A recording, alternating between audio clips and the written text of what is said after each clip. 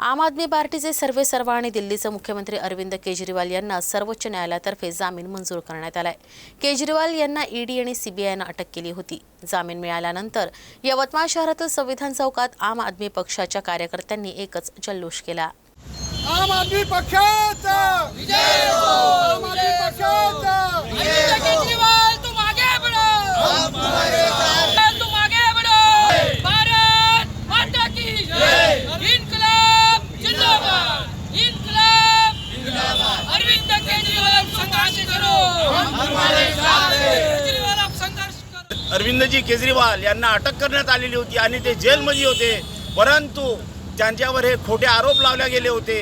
हे खोटे आरोप सत्यतेच्या समोर आले आहे आणि जे सरकारची जे हुकुमशाही होती, हे हुकुमशाही आज सर्व जनतेला माहीत पडली का कशा पद्धतीने त्यांच्यावर हुकुमशाही पद्धतीने त्यांना दाबून ठेवण्यात आले होते।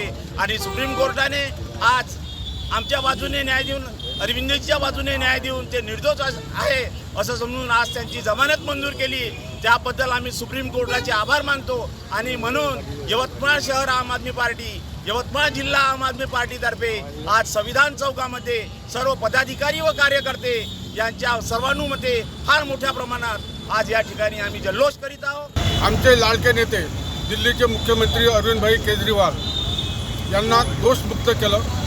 भाजप सरकारने कथित आरोपामध्ये त्यांना जवळपास 4 महिन्यापासून जेलमध्ये डांबून ठेवलेलं होतं, परंतु आज माननीय सुप्रीम कोर्टाने त्यांना जमानत दिली आणि त्यांना जेलमधून मुक्त केलं आहे। याच्या प्रित्यर्थ आम्ही आज यवतमाळ जिल्हा आणि यवतमाळ शहरातर्फे विजय उत्सव या संविधान चौकामध्ये आम्ही